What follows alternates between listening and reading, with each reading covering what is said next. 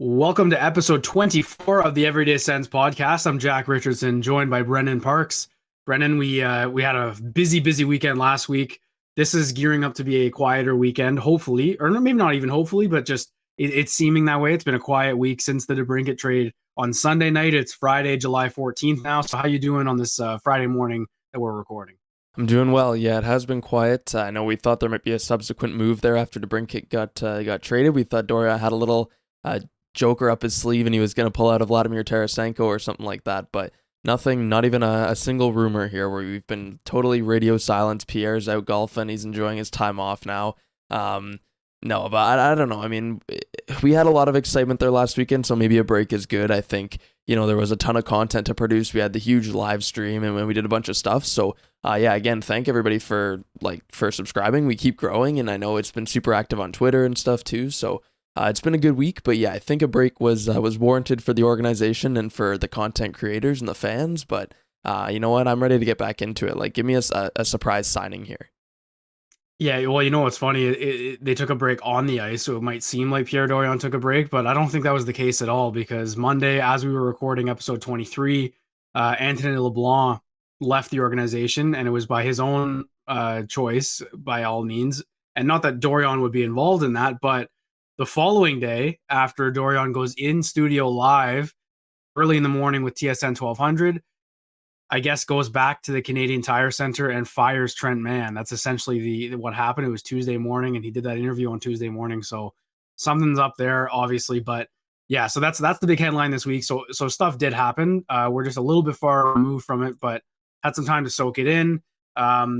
Trent Mann was one of two assistant GMs. Obviously, they still got Ryan Bonus involved, and he was appointed last year, I believe in June of last year, with Ryan Bonus at the same time. So just a little over a year after he was hired or promoted, I should say, as the assistant GM, he's let go. And you can't mention this without mentioning his brother, Troy Mann, who was let go in February, with a lot of accusations and I believe I don't know. It's hard to speculate or whatever, but basically the facts are what we all know right now is that the Sens fired Troy Mann in February, a bit of a surprise move. And obviously Troy was the head coach of Belleville for the last few years. He's his brother. He's brothers with Trent. And they fired him. And then it came out, Claire Hanna reported that her sources say that Troy was leaking information to other NHL teams against like leaking game plans or whatever it was. And nothing more came out for Troy, but allegedly what we're hearing now also is that because he's still under contract next spring, I believe when it's up is when stuff will hit the fan. And the word wasn't stuff, right? So to me, this is linked to that. It has to be because we'll talk about it in a bit, but I think Trent Mann did a fantastic job drafting, essentially. Like he's as responsible for this rebuild as Pierre Dorion is, no doubt in my mind. So what were your thoughts when you heard the news? Because it was a bit of a shock, just 1-2 punch. I think a lot of people assumed maybe it was just with Michael Landlauer, same thing as Anthony LeBlanc, but this one felt different. Yeah, I think LeBlanc was more so Andlauer wanting to bring his own people in. Kind of, there was no hard feelings between LeBlanc and the organization. I don't think the Mann thing. My initial reaction was a little bit of surprise. I know the Troy firing was also met with surprise. I mean, nobody thought that would happen. The Mann brothers have kind of been touted as these supreme figures in the Sens organization over the course of their rebuild. Like both of them were very pivotal. I mean, even Troy Mann in Belleville, he did great work with Batherson and Norris and Formanton before that whole thing happened. Like he's done really good work with the Sens prospects.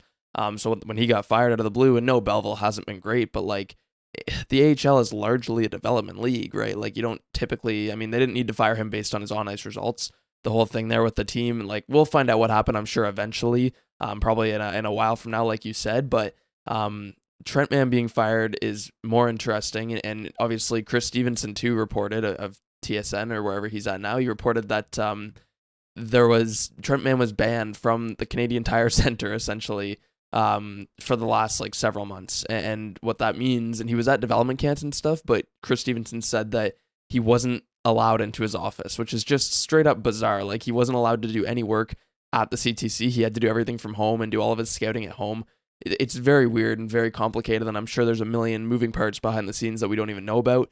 It certainly sounds like there was a relationship between Troy being fired and then Trent being, around the team, and it just kind of was like a conflict of interest a little bit. Like it was this awkward sort of thing that could have had negative effects on the organization or on the man. So regardless, you don't want to speculate too much, obviously, but it's just like you have to kind of talk about it because we don't really know what happened behind the scenes. But regardless, yeah, Trent Mann, I think he does deserve some credit for the drafting he did.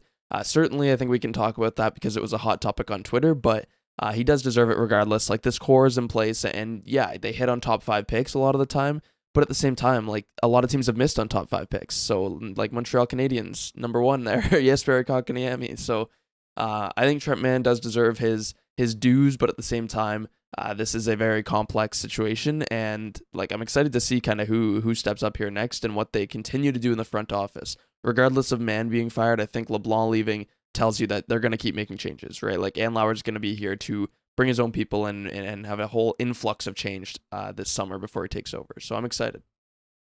Yeah, I'd imagine they keep it pretty like the same now. I'd be surprised if they get rid of Ryan Bonus.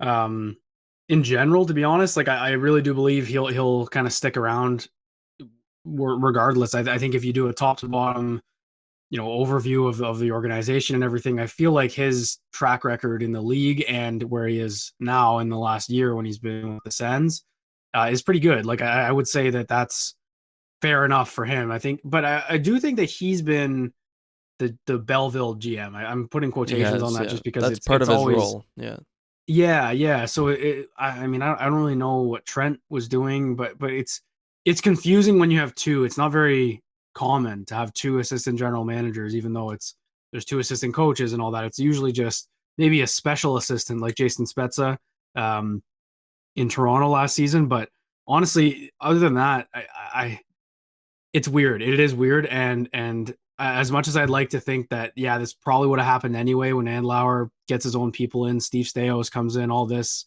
and I keep saying like it's gonna happen. Like let's be real here. That's gonna be the guy. I'm just the writing's on the wall. I think they have so much history, but we'll get into that at a certain point. But it's weird. The locked out of the office thing in the Canadian Tire Center. That's strange. And it feels very Melnick-y. And I say that meaning when Eugene Melnick was still at the helm and very much involved.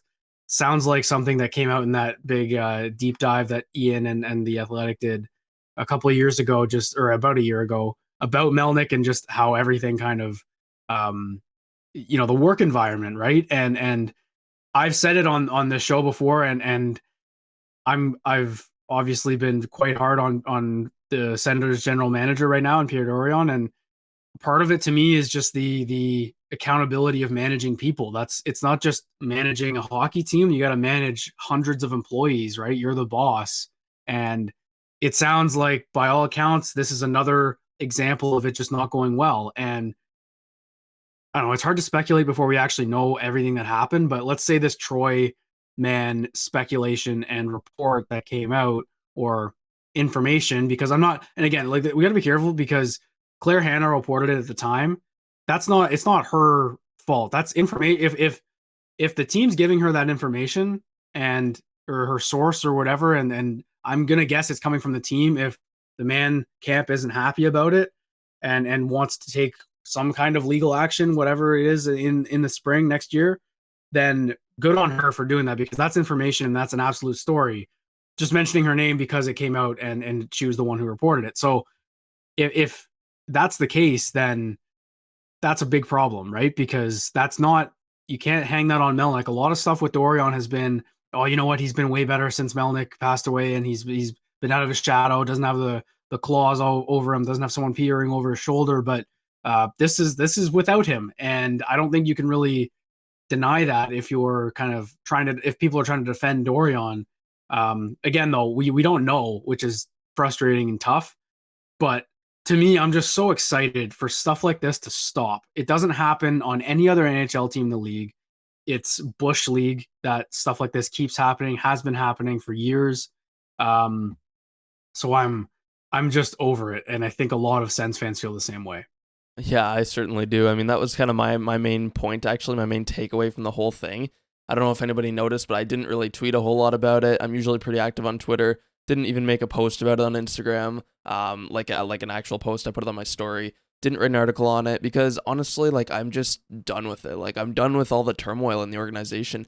Like I don't know about fans or subscribers, but like personally, I would not want to read about like nonsense like this anymore. I mean, I don't want to when I go on Twitter and my whole timeline is negativity about the organization and how much of a mess they are, at this point, like it's been 6 long years, I am so ready to not have that negativity. Like if we want to be negative about the on ice product, if they're underperforming or something, fine. But I just like I'm kind of past the point of ripping into the organization because like even if they deserve it, I just it's we've been doing it for a long time now, and I think that like you said, it's just exciting to think that with Andlauer coming in, we're gonna kind of be done with this. Hopefully, it sucks that this is still happening, and of course, with the whole potential lawsuit thing, it really sucks that we might hear more about it in like a year from now when Troy Mann's contract is up. Hopefully, that doesn't come up and be a big thing and a big downer at the time, but it certainly could. So it does suck. Trent Mann, regardless, I think both Mann brothers will land on their feet. I know there was a report that Trent Mann. Oh my God, these are some tongue twisting names with a lot of Manns going on. There was a report that Troy Mann, he was set up to, I believe, have a coaching interview with the San Diego Gulls of the AHL, and it got nullified because of the report that he shared team information in Belleville. So like the Sens are, if they did provide that info, they better be careful and be correct because now we're talking about like career changing and life changing events, right? Like that's, hundreds of thousands of dollars in potential work. So yeah, regardless of what happens, I'm sure we'll find out eventually. But like I said, I am just past this whole Bush League stuff. And I know you've been big on this. And before we get into the next segment too, I actually thought of something else we should talk about, which was Pierre Dorion's presser that he did earlier this week, which you talked about. I have a few like things pulled up about it. What did you think of that? Because you've been very much on the train of, listen, Pierre Dorion, we can like him for certain things, but he's not very good with the media, and he says a lot of things that he shouldn't say, and he kind of backtracks on his words. Did you have any takeaways from that kind of presser? He was in studio at TSN 1200 on, I want to say, Monday or Tuesday. What were your thoughts on that?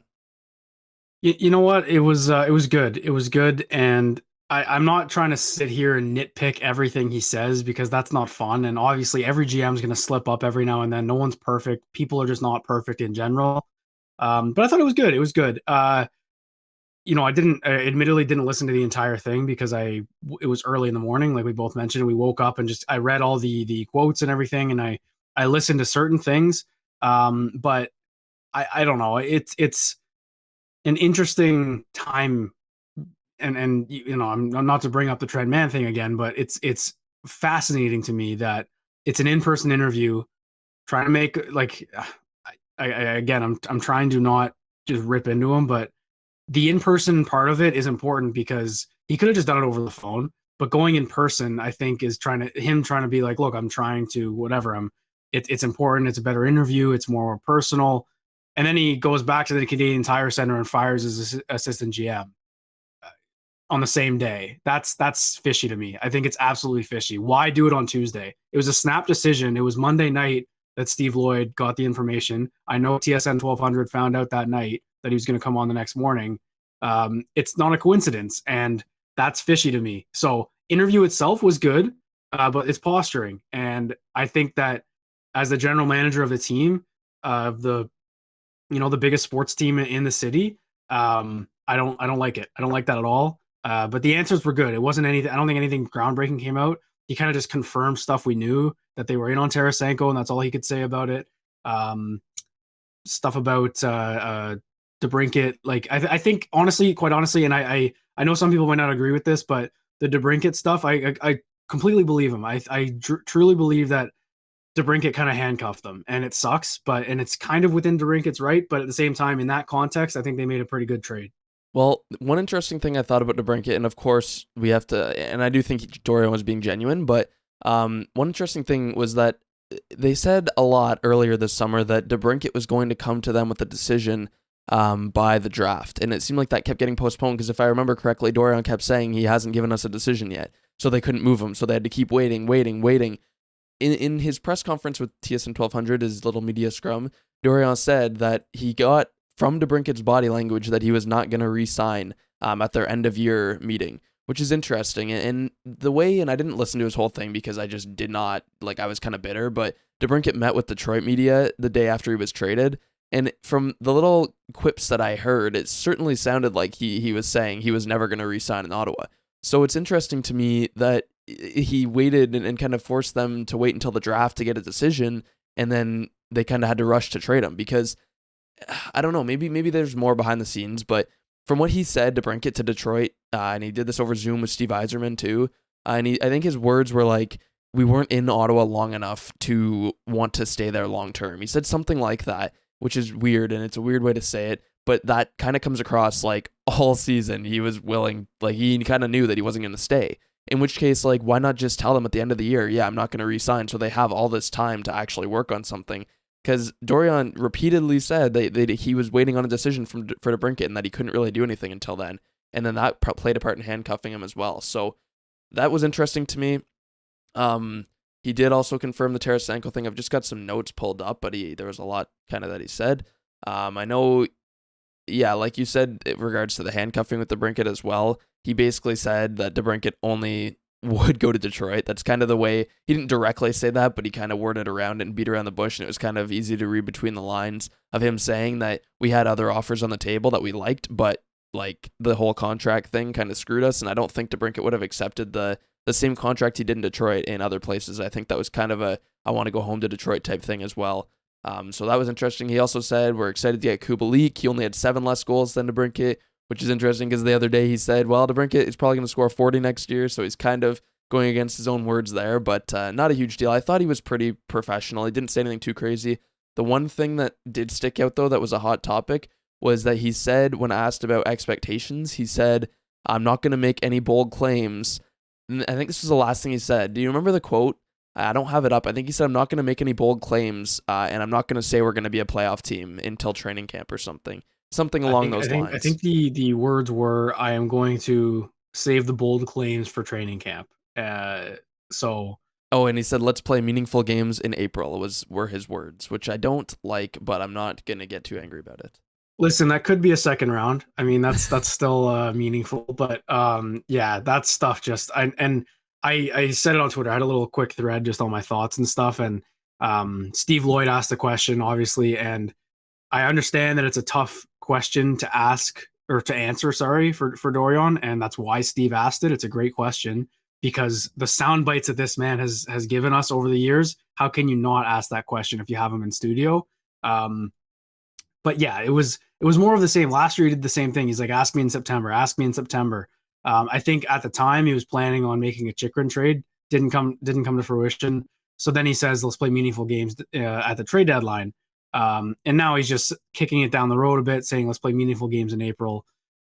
So look, I'm not bothered by it, but it's still annoying. Like it's the same thing.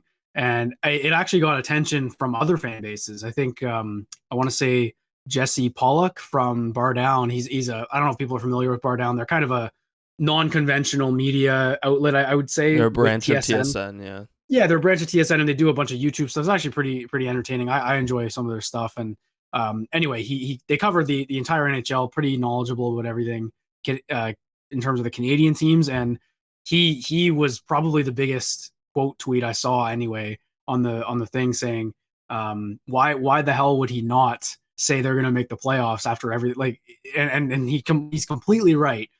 This is a team that hasn't made a first round pick in 2 years. You have to expect playoffs this year. You absolutely have to. And yeah, that's the expectation. I mean, DJ Smith has said that we have to make the playoffs, right? If DJ's saying it, then it's just Pierre beating around the bush because he's nervous about people like me calling him out on all his quotes and stuff like that. So I don't mind it. I thought it was a fine interview, but it's what happened after where I was like, oh, okay, this is weird. Yeah, the timing, I didn't even realize the timing of that, to be honest with you, that that the whole man thing happened right after that. It certainly does feel like some sort of posturing, and like he was going on to, I don't even know. I mean, it's so bizarre the way that they handle the media, especially, and the way that this organization has functioned. As I've said, I'm still prepared for like a full overhaul, but that isn't going to happen right now. So yeah, go ahead. Sorry. So I just had one more thing about Trent Mann that I forgot to add. So the lawsuit that I kind of alluded to, if it does happen, and it would happen next spring because Troy's contract would be up, and that's presumably the reason they didn't want Trent around, just with that looming, I guess. Apparently, the lawsuit is against the management team and not the organization. So that's interesting. When you factor in new ownership, you can't really sue like current ownership in the spring of 2024 because it happened in February 2023 when they weren't there. If it's against Dor, so the interesting part for me is I mentioned Ryan Bonus as the Belleville general manager. He was the one who faced the press conference when they fired Troy Mann. He did the presser. He took the questions. So is it him? Is it Ryan Bonus? And am I just looping Pierre Dorion into this for no reason? Like I would imagine Pierre is involved, but it could just be Ryan for all we know. And if that's the case, let's say Andlauer comes in and cleans house, gets his own people involved. Are they going to sue Pierre Dorion? And it'll kind of be a story because he isn't really the Sens GM anymore. It's just former stuff. Like, I'm really curious if things go well this season and Dorion's still at the helm, it will absolutely be a big deal. And if Ryan Bonus is still there too, because that's a very realistic possibility. They could still be the management team in next February or next spring. I'm just curious. I'm really curious about all that. So maybe in that sense, that is something I'd love to dive into and talk about when it happens. But for now, right now, because all we can do is wait, I'm sick of the off ice stuff like that. Me too, yeah. And I'm, like I said, I'm just prepared for an overhaul here of the organization still. It's funny because I would be very interested to know for Andlauer, and he's in a kind of a tough spot because of the whole sale delay. Like, I don't like blame him for not replacing the coach or GM right now. But it'll be interesting if they do succeed this year. Like, if they make the first round and they get eliminated in the first round, I'm very curious to know what he does. Like, do you just, because it's hard to fire your coach and GM after you just made the playoffs and you broke the whole, streakless playoff run here. But like, do you fire them if you make the first round, or does he just stick with them and you keep rolling with them and you hope that you keep improving? Because I still have my reservations about the fact that Smith and Dorion are the two guys to bring Ottawa to a championship. So for Andlauer, I'm gonna be watching that all season. Maybe we get a little more behind the scenes of what he's thinking once he takes over, but the plan ahead, and I guess a good way to put it would be that maybe he just lets them go to the end of their contracts, and then from there you reevaluate. Like, maybe they don't even get fired, but you kind of just like look around on the market, because I do think he wants to bring his own people in. That was huge during the sale process. That was like his biggest thing that we heard about, was that he wanted to bring his own people in, including Steve Stais, and Patrick Waugh was linked. There was a few other names thrown around there too. So yeah, I mean, like, if he does want to bring his own people in, I don't think that's really going to change in a year. I think he's still going to want to do that. And yeah, like, if they get beat out in the first round, I mean, if they don't make the playoffs, I think it's everyone's expectation that both guys would be gone. That would be certainly my expectation. But if they make the playoffs, I'm very curious to know if an overhaul is still going to come, or if he's just going to kind of stick with what's here. So we'll see. But yeah, do you have anything else on this whole Trent Mann, Pierre Dorion, the organization in turmoil, like anything else?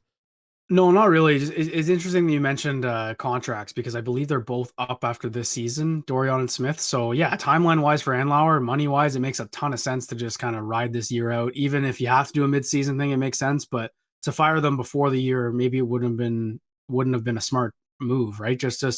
And look, there are merits to keeping them both. I mean, at this point, Dorion can't do much else other than, excuse me, add another another forward. I'm so used to saying add a defenseman, but they're chilling on the back end. Actually, you know what? I'm adding another segment for us. We got to talk about Jakob Chychrun. We have not given the guy enough love, and I think we both got going on Twitter yesterday about it. Look, I think everyone in just Sens fans in general are overlooking having this guy on the blue line. I think we've absolutely all just forgotten that they got him because he only played 12 games for them after the trade deadline, then got hurt. Health issues, I don't know if I wouldn't call them health issues, but injury history, maybe injury proneness. Sure. I'm so excited. I just kind of yesterday, I was just sitting back and thinking about the Ottawa Senators. When am I not? And his addition to me is just takes away from any DeBrincat subtraction. Just in the overall scheme of the team, I think that blue line is going to be formidable. I do too, yeah. And Chychrun, like, the thing about him is he's a number one guy. He's averaged 23 minutes or more and pretty much are around that number, and pretty much each of the last like 3 or 4 seasons. The health thing is important. I mean, he's kind of played. You said he played 95 games over the last 2 years or something like that. Obviously, a season's 82 games long, so that's not overly ideal. But again, like if you can get 60 games out of him, 60 good games out of Chychrun this year, I think that trade was worth it. You don't need him to play all 82, but like if he can play more than half the season, that would be nice. I'm hoping that he can, on a more, because again, like even this past year, for the last handful of games, he said he could play, but he's not going to do it if it's not worth it, right? Like that's kind of the way he put it. He said if they got into the playoffs, he would play. I'm hoping that maybe in a more competitive atmosphere, he's not going to sit out if he's kind of got something nagging. And I know you don't want a guy to push himself through injury all the time, but I feel like he is a very kind of high level competitor and he's willing to push the limits a little bit. In Arizona, he's never really had that chance. I think he's always, I mean, not always, but he's for most of his seasons, he's been on a pretty bad team who's been a rebuilder as well. But yeah, Chychrun, he between 2019 and 2021, he led defensemen in goals with 30. The next closest had 27. He was in Norris, finished 10th in Norris voting in 2020-21. He did play that whole COVID year, which I always forget because it was only 56 games long.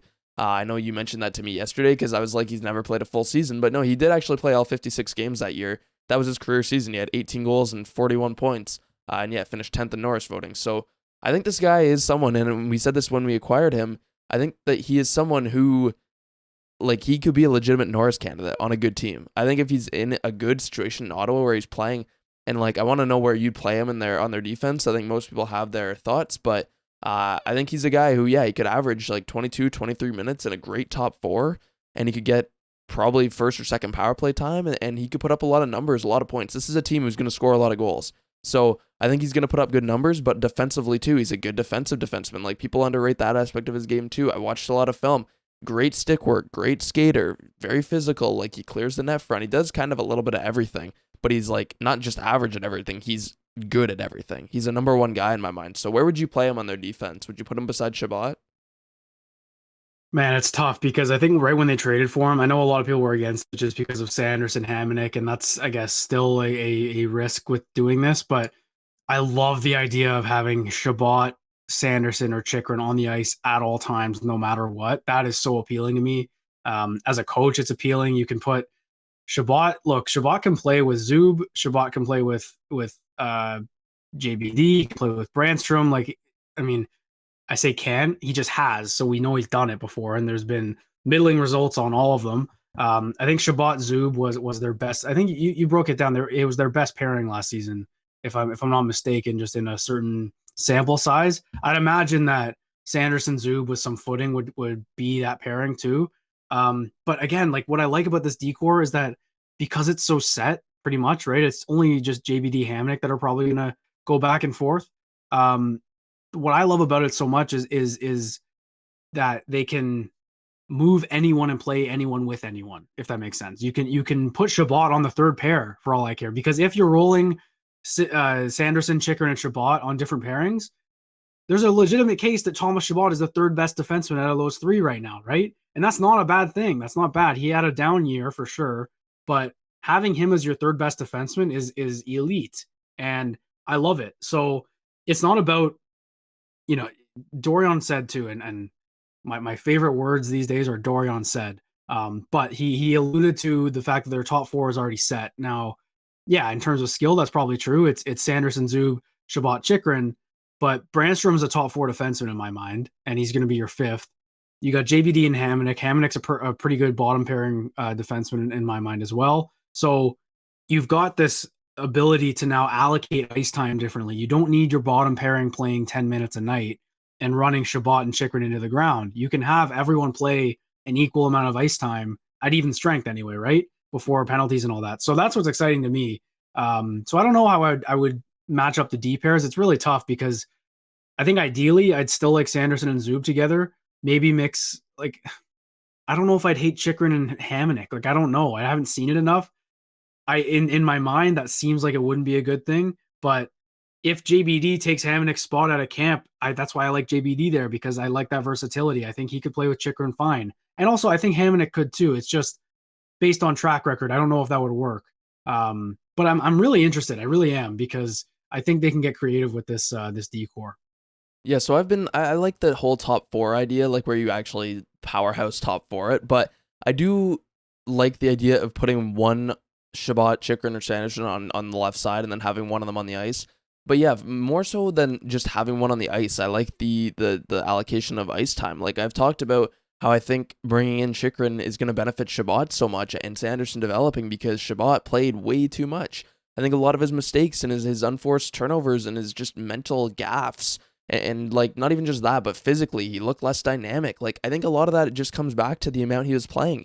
How can you expect a guy averaging 26 plus minutes a night, leading the league in ice time for like 3 years in a row, with Drew Doughty up there? Like those two guys, you play so much. How can you expect them to be dynamic playmakers? Like they're not when they're playing that much. But Shabbat is that player when he's playing less. So I think that like bringing this in and then maybe putting one guy on the left side and having each of them on the ice, it also gives the other guys a bit of a rest. Like Shabbat can play less minutes. Like if they're together, they might still play a ridiculous amount of minutes. Whereas if he's, Chychrun's on the second pairing, Sanderson's on the third, Shabbat's on the first, whatever, however you want to split it up, I think Shabbat can play less and he could average like 23 minutes a night instead. And I think he's going to be monumentally better if he's playing even 3 less minutes a night. It will pay dividends. I swear it will.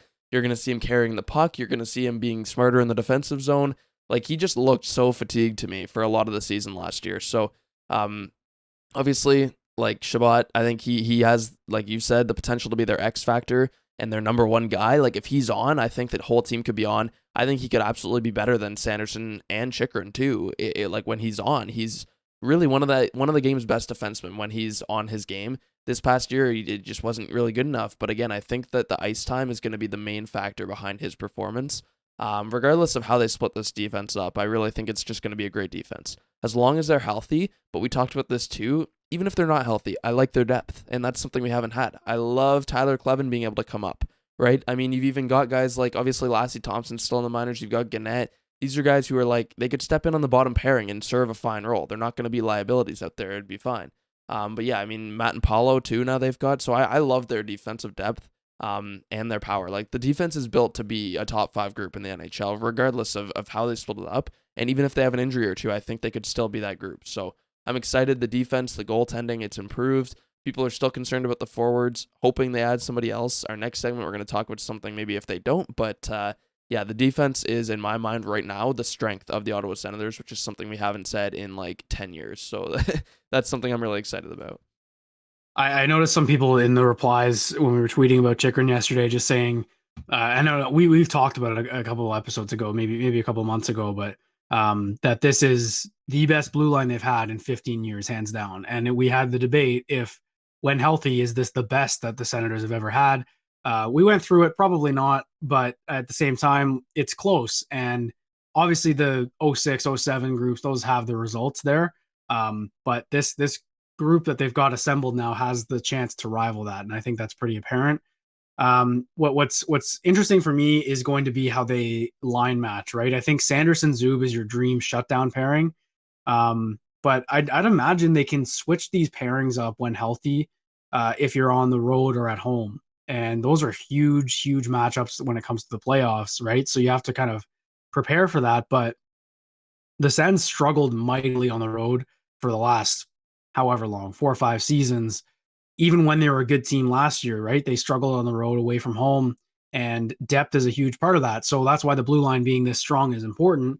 And we will get into the forwards in a little bit here, but you know, I think the idea of having Shabbat, Sanderson, and Chychrun on the ice at all times would be a better option at home. Actually, now that I'm thinking about it out loud, just because you can get creative at home, right? You have that extra little cushion to be like, okay, I can put them out when I want and not worry about Connor McDavid shredding us or whatever. But let's say you're in Edmonton and you've got McDavid, you want Sanderson Zub together because actually, you know what? I'm talking myself out of it, but there's two philosophies, right? You could, if you have a dedicated shutdown pairing and it is Sanderson and Zub, I think having them on the road makes more sense, just in the sense that you force your top line, or the other team's top line, sorry, to get away from them. But then they got to run into Jakob Chychrun, right? And I like that too. So, and like, yeah, I'm very confident in this blue line. I cannot wait to see them in exhibition games. Just when they dwindle down the roster to the actual opening night roster, I can't wait.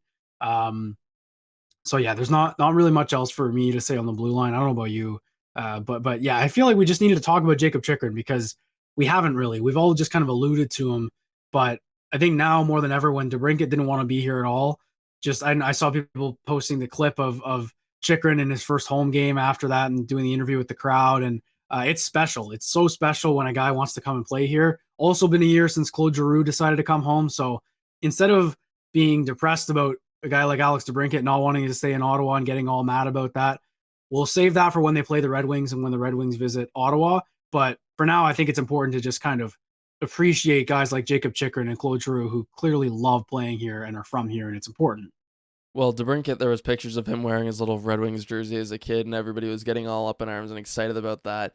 Well, Chychrun actually had the same thing. He had there's a picture of him, and I've got it in my camera roll, and I often come across it, of him wearing the Sens jersey as a kid, smiling, growing up. So obviously an Ottawa boy, and his mom's on Twitter too. I know we talked about Donovan Sabrango. His mom's on Twitter. We got the Sens Twitter moms now, and they're all excited, and they're all like fired up about being in Ottawa. It's a big homecoming, and it's awesome to see because obviously part of the reason why these guys want to play in their home cities is to be closer to their family, right? And I know that they've got, and Chychrun's got, I think his sister is around the Ottawa area, his uncle. There's that picture of him shortly after he came to Ottawa. He was with his uncle or his grandfather or somebody, and they were having like wings, and everybody was smiling. It was awesome. So good to see. DeBrincat, you go have fun at home, but we're talking about Chychrun now. We've got Giroux. We've got all the homecoming guys here. In Ottawa hockey, we continue to bring people up through the ranks, right? Sabrango now as well. So hopefully things will work out there. But yeah, Chychrun, I think just a little more to what you said. I think a big thing is that teams can't target our liabilities now on defense. That's kind of the way you're putting it, because matchups are so key, and we've had liable pairings for pretty much each of the last 6 years. Like every time Nikita Zaitsev is on the ice, it's a liable pairing. Like you can't. Teams know where your weaknesses are, right? That's the whole point of scouting. They find your weaknesses and what they can exploit. And obviously for teams like Edmonton, it's really easy when you've got a Connor McDavid, if you can get him on the ice at the right time. Ottawa doesn't really have a liable pairing now. Like even Hamonic, I think if he's in the right role, he's not liable. He's fine. He can serve his defensive role at a fine pace. I think that they can pretty much prevent being exploited now that they have this depth and this power on defense. Like that's what I really like about it. I don't think we're going to see them giving up the same amount of high danger chances that we've seen in recent years, because that's been a huge problem. Like they've been, as much as their goalies have been an issue, they have been hanging them out to dry very, very often. Like they've pretty much thrown them to the wolves over the last several years. And I think that defense is the at the forefront of that. So I don't think they're going to be giving up as many chances. Expected goals should go down, and they should be a better defensive team. And obviously too, like that, the forwards have a role to play there as well. I'm hoping that we see a little more defense out of the guys like Batherson. I know he was very, there was a lot of talk about his defensive play, but I'm hoping they really buy in this year to the defense side of things. And hopefully, though, having, the actual good defenseman personnel-wise will be a huge proponent to that as well. So, yeah, we can get into the next segment if you don't have anything else. But, yeah, we should just celebrate the whole Ottawa homecomings rather than the DeBrincat thing, like you said. Again, I got one more thing. You just reminded me of something. The liable pairings thing. Yeah, you're right. They've always had a liable pairing, and they shouldn't now because it's all so strong. But what this coaching staff needs to prove, because they haven't really proven it in the past, is they need to adapt quicker than they have, right? Because yeah, this blue line's great, but you're gonna have combinations that don't work. Like Chabot Chychrun might be a liable pairing one night. They need to adjust on the fly, and I feel like sometimes they don't adjust fast enough. So that'll be interesting to watch. But I will say, to DJ's credit, I think a lot of the time last year in the post-game pressers, he was saying a lot, we gave up way too many high danger chances. Like they know where the problem is. And also they go and get Jonas Korpisalo, who I believe had a very good high danger save percentage last season, if I'm not mistaken. So I like the formula. It's there. It's all there. Just got to put it together on the ice, and it's up to the players at this point. So let's go into the forwards, because this is probably the last thing that the GM could do. I want to be careful in saying that he needs to, because I think that's kind of going to be my vibe going into this segment here. But we're gonna ask. Look, we want the Sens to go get another player. We all do. We need another middle six forward. That's not debatable. Preferably top six, but it's even debatable now if Vladimir Tarasenko is a top six player, because I think people are saying he's fallen off, blah, blah, blah. But if you don't get him, then any other option is probably just a middle six option, which is good, though. That's what they need. just depth scoring. Now, is it the be all and end all? Like, do they absolutely need one? And that's going to be kind of the question, because they have a ton of prospects. And we talked about Trent Mann and the drafting and all of that. And it's been iffy because they haven't necessarily snagged a lot of top end talent. But when you think about it in the context of right now, they have a lot of prospects who could make the jump to the NHL in a second, third line role. You're starting to realize, oh, wait a minute, it's probably a good thing that they have 7 forwards who are projected to be middle 6 forwards when they need a middle 6 forward. So, Brennan, what prospect, and actually before I even ask that, do you think of the group, before you even name one guy, do you think of the group they should have enough confidence that one of them at least can jump in and they don't need to go make a signing right now? Well, I think I'd have to look at the lineup again. I think that they do have 2 holes right now, don't they? On forward. Am I mistaken about that? If we're not penciling Ridley Gregg in, like is Gregg penciled in here? Or is he a prospect? Let's say McEwen's in the fourth line, Okay. just for slotting purposes. Yeah, well, I mean, I think they should have. Yeah. Or McEwen or Schmeckel, let's say, like one of the veteran guys. I know that Schmeckel is kind of a rookie, but I'm talking about just like drafted guys and well, prospects. I think that they should be fully confident Ridley Gregg will make the jump. That's in my mind. Like I've said, I think he's pretty much penciled in. I think Gregg had pretty much the best numbers among Sens players last year in the 20 games he played.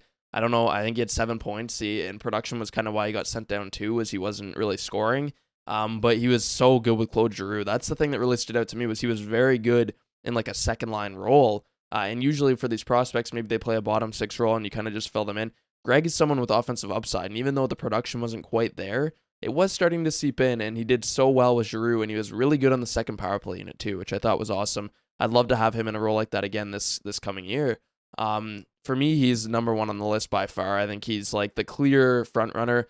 I think 80% of the fan base would agree with that. I've seen a couple of people say that like he's still not physically ready, and I don't know. I like at this point, he was drafted in 2020. I know he's a smaller guy, but ironically, he actually plays a more physical game. And watching him, like again, I think I did a film study on him. Like, no, he's not built like your typical NHLer. He's a little bit skinnier. He's a little more frail, but like he's a physical guy and he gets low. Like he doesn't get bullied out there, I don't find. And I didn't really find that he was noticeably losing puck battles and stuff. I thought he did a pretty fine job in that regard. He's got a really good stick. He's strong on the stick, regardless of his weight. So I think sometimes you have to look a little bit past the like what the paper says for weight and height and everything. You have to kind of look at how they actually play.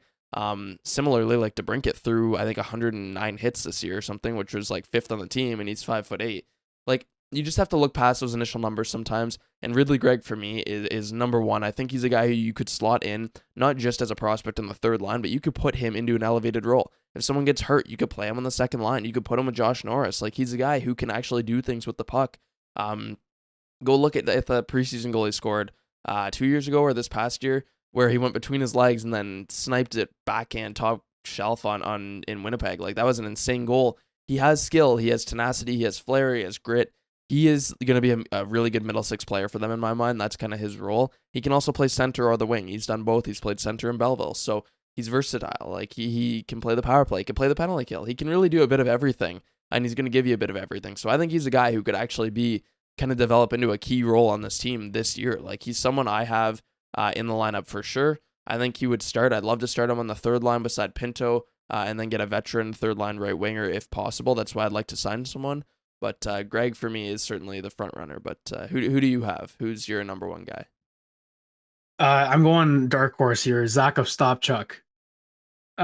And I just like what he brings. I think I mentioned they drafted a ton of guys who project to be middle 6, third line guys. I think he would slot in perfectly. Now it's a lot to ask of a rookie to do that, but from all accounts of what this guy has done when he's come up the ranks in junior and what he did at the World Juniors, right? He played that role at the World Juniors and he was outstanding, a penalty killer. He was great.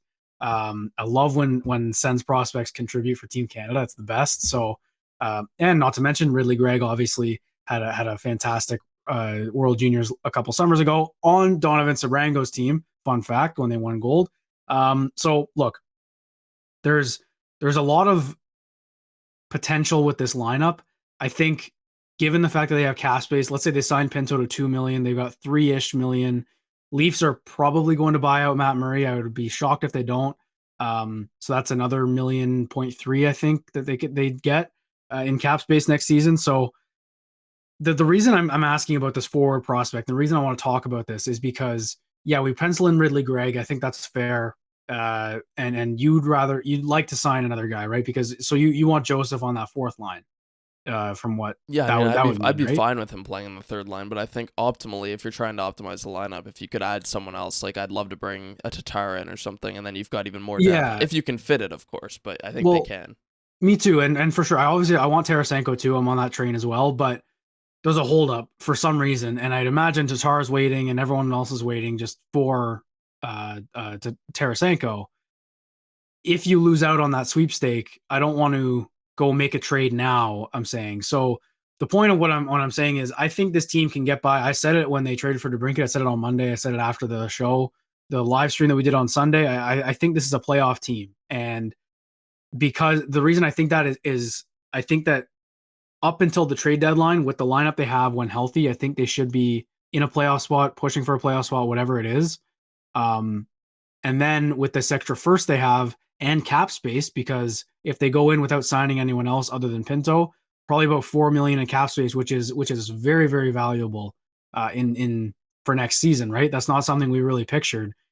We thought they'd be a cap team, and I guess by definition they kind of are already, since they still have to sign a couple other guys. But um, the reason I'm excited about it is because it gives you the flexibility to do something mid-season, right? Where a lot of other teams, we saw it last deadline. Look at Edmonton. Edmonton's a good example because they needed to add a defenseman. They added Matthias Ekholm, and then they moved out futures for him. But they had to lose Tyson Barrie, who was, yeah, they upgraded with Ekholm for sure, but they had to move him, and he was the power play quarterback on the best power play of all time. That's not an easy move to make. So my point is that most playoff teams, when they move at the deadline and make moves at the deadline, have to move money out somehow.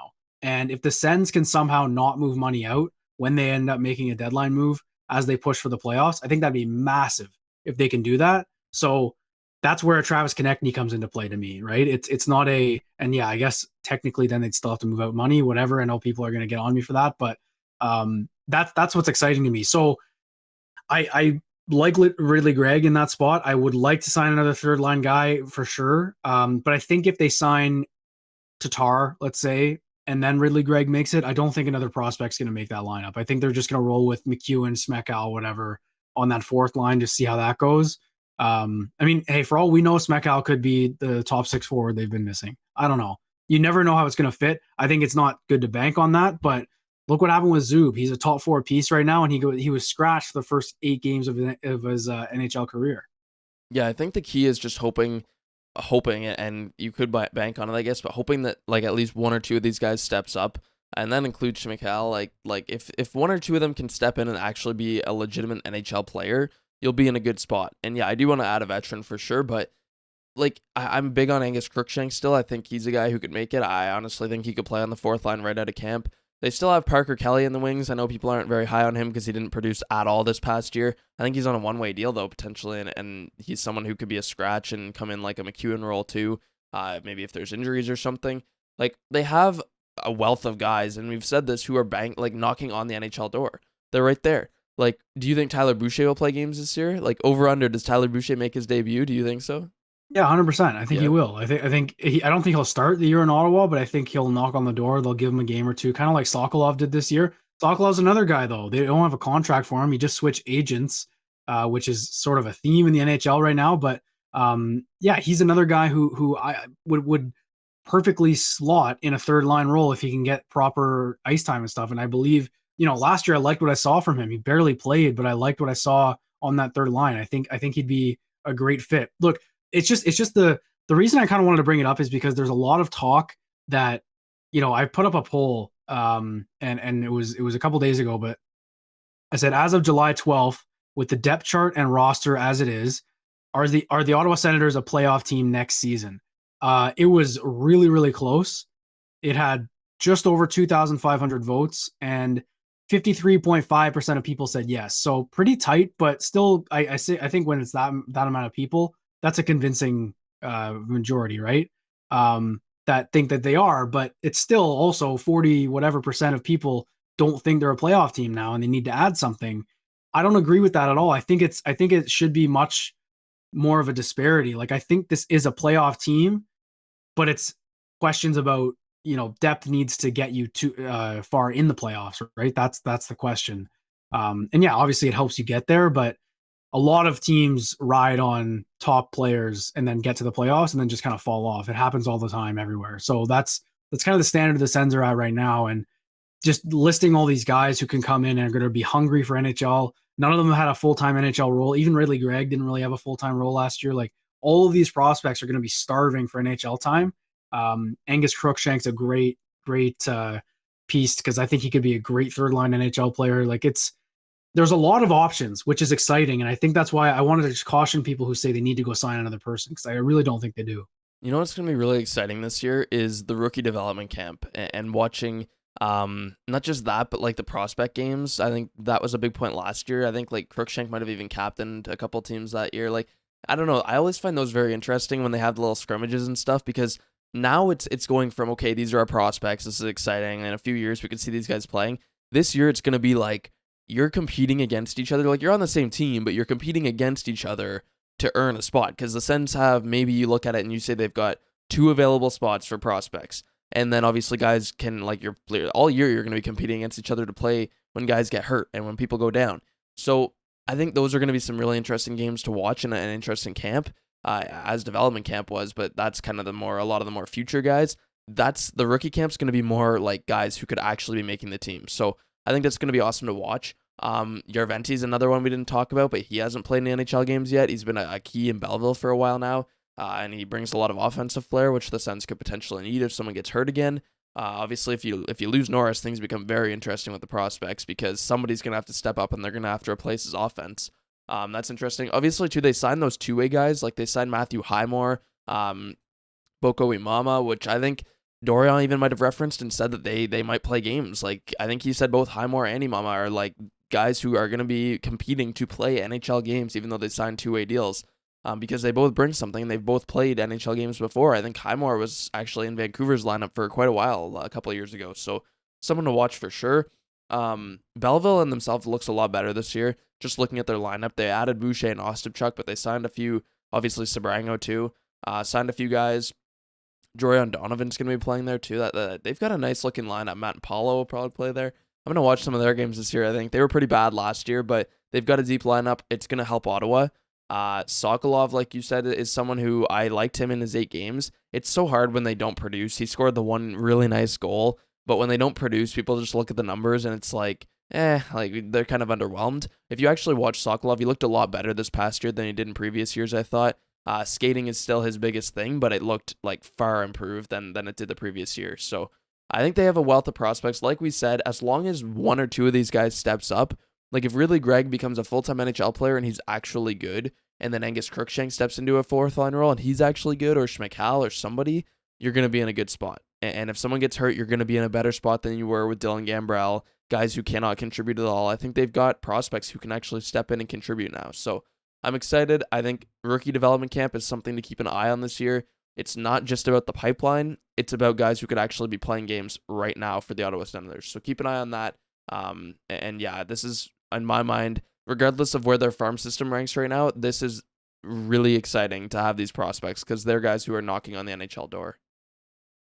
Yeah, it's exciting times. I think we can wrap it up there. I think we milked everything there. We kind of came into this episode with 2 things planned. We pulled 2 other ones out of our hat without even kind of prepping for it before, which is good because I think it kind of put us on our heels in a good way. So all right, that's it for episode 24. We are on the road to 1,000 subscribers on YouTube. We are almost at 800 actually now. We've grown a lot in the last couple of weeks.